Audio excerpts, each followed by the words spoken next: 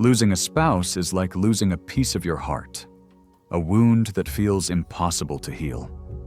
The quiet moments at the breakfast table, the shared laughter over old memories, the comfort of their presence, it's all suddenly gone.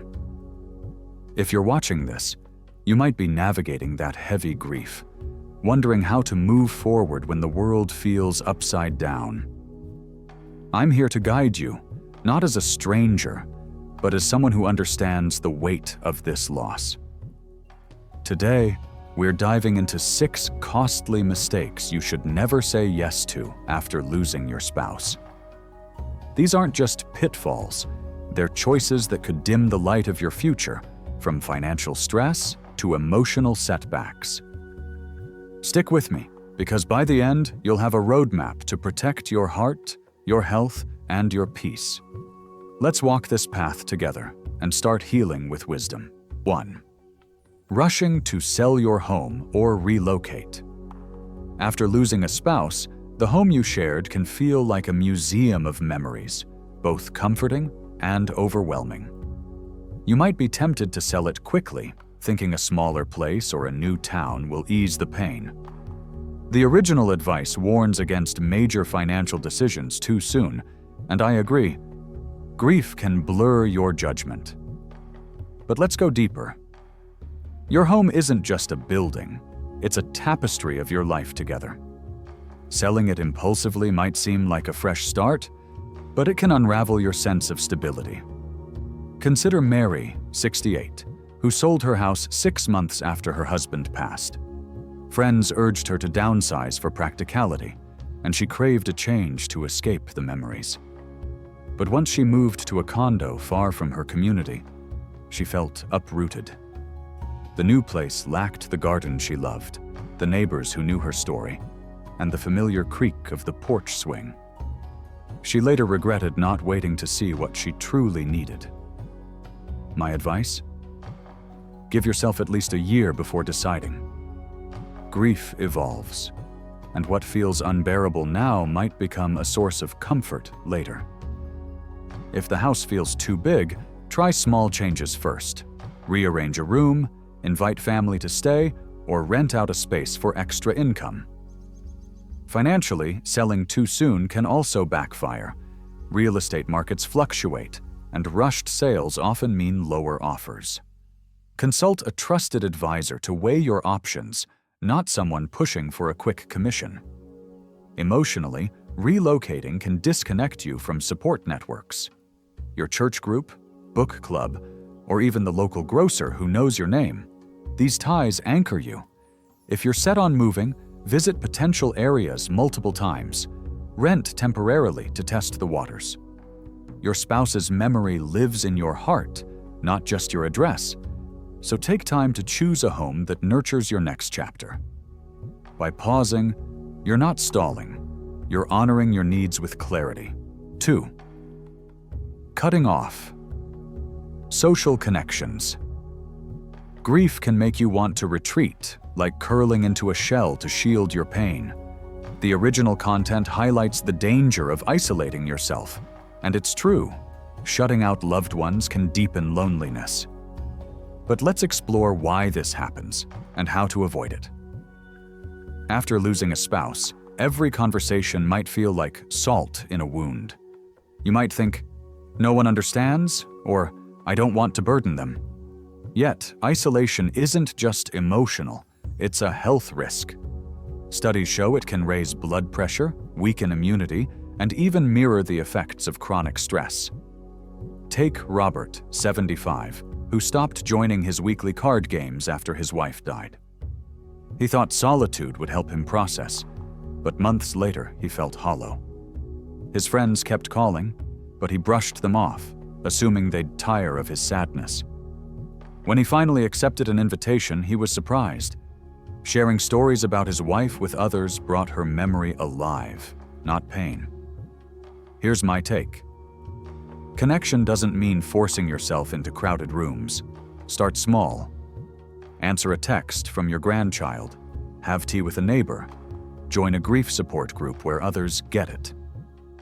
These moments remind you that you're not alone. even when the world feels empty. If talking feels hard, just listen. Being around voices can lift your spirit. For elderly folks, staying connected also means adapting. If mobility's an issue, ask family to visit or try video calls. Local senior centers often host low-pressure events like knitting circles or history talks, perfect for easing back in. Don't let pride stop you from saying, "I need company." Your loved ones want to help, but might not know how. And beware of guilt. It's okay to laugh or enjoy a moment without feeling you're betraying your spouse. Connection is like sunlight for your soul. It doesn't erase grief, but it helps you carry it. By saying no to isolation, you're saying yes to a community that can hold you up when you stumble. 3. Neglecting your physical health. When your spouse passes, taking care of yourself can feel pointless.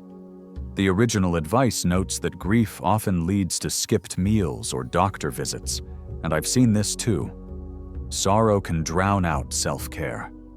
But your body is your vessel for healing, and neglecting it risks more than just feeling tired. Grief stresses your heart, disrupts sleep, and can worsen chronic conditions like diabetes or arthritis, common in those 60 and older. Imagine Clara, 82, who stopped cooking after her husband's death. They used to make soups together, and without him, she grabbed snacks instead. Soon she felt sluggish, and her blood sugar spiked. Her doctor warned that poor nutrition was harming her more than she realized. When she started simple, buying pre-cut veggies, joining a senior meal program, she noticed her energy return, helping her face her emotions. My perspective is this: health isn't about perfection. It's about small, kind choices. If cooking feels daunting, try easy recipes like oatmeal with fruit, or ask a friend to cook with you. It's bonding and nourishing. Movement matters too. A 10-minute walk can boost your mood, even if it's just around your yard.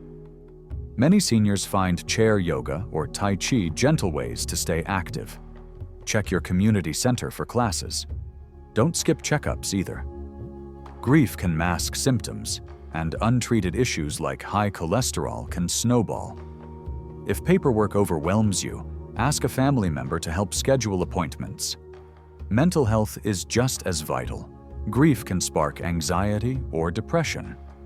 Talking to a counselor or pastor can lighten the load. For elderly folks, pride can be a barrier, but seeking help is strength, not weakness. Your spouse would want you to thrive, not just survive.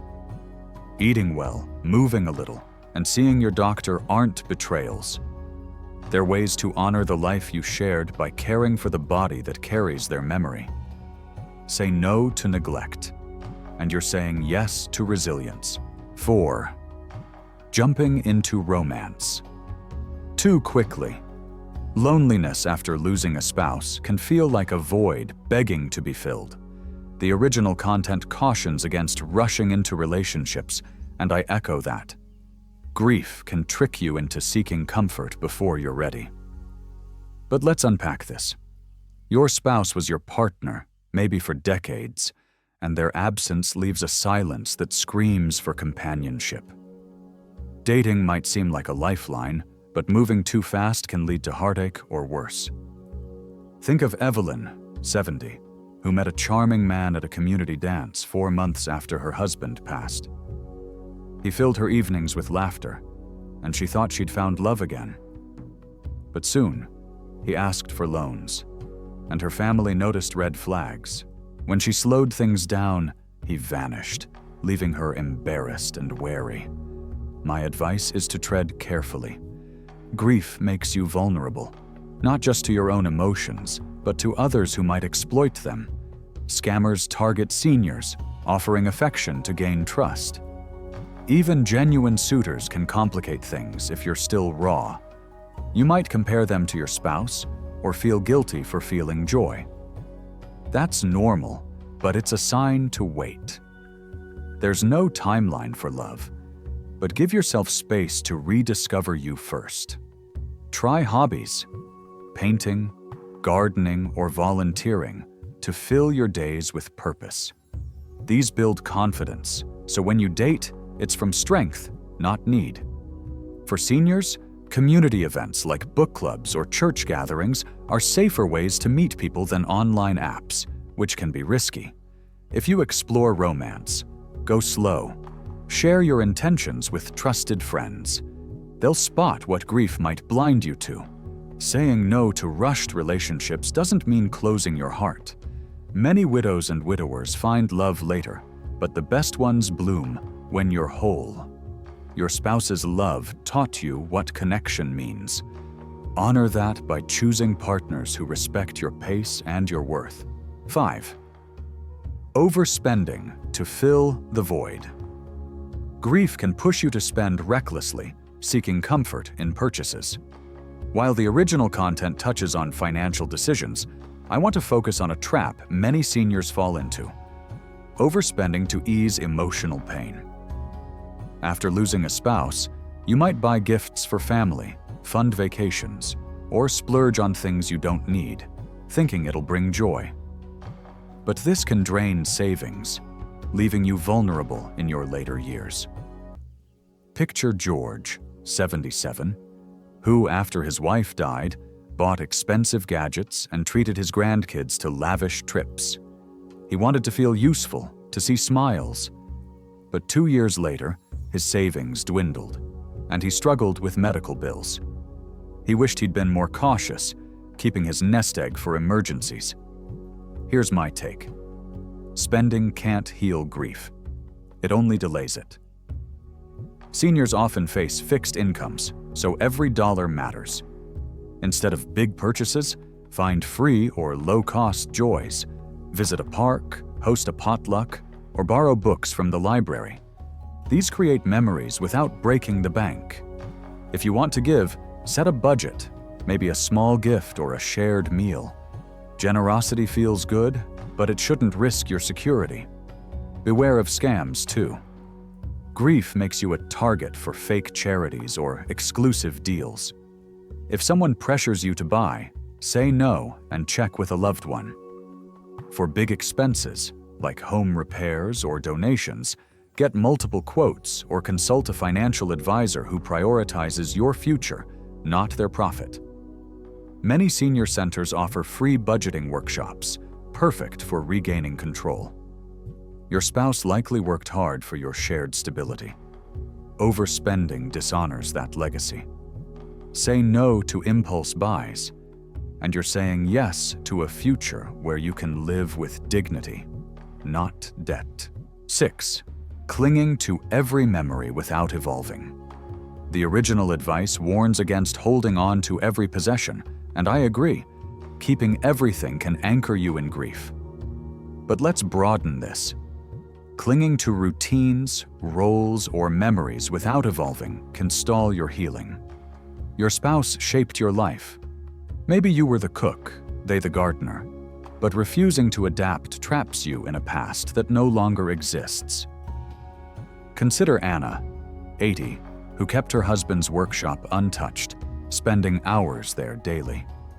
She also stuck to their old schedule: dinner at 6, TV at 8, thinking it kept him close. But it left no room for her own growth. When she joined a pottery class, she found joy in creating, something new that honored her spirit. My perspective is that memories are treasures, but they shouldn't chain you. Keeping a few items, a watch, a letter, is beautiful, but hoarding everything or living as if your spouse is still there can weigh you down. Start small. Donate clothes to a charity they'd support. Repurpose items, like framing a scarf as art, to blend memory with purpose. For routines, try one new habit, like morning walks or reading a genre they never liked.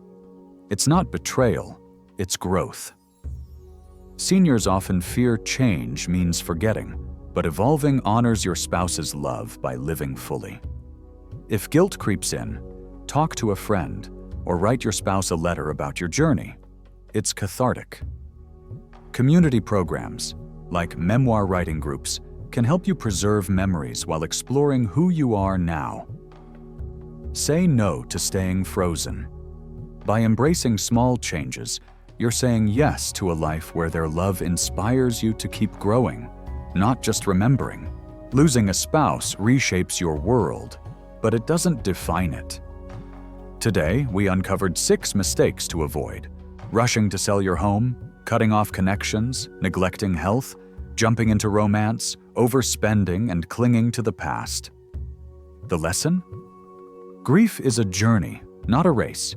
Protect your future by pausing before big decisions, nurturing your body and bonds, and growing at your own pace. Your spouse's love lives in you. Honor it by choosing wisdom over haste, strength over despair.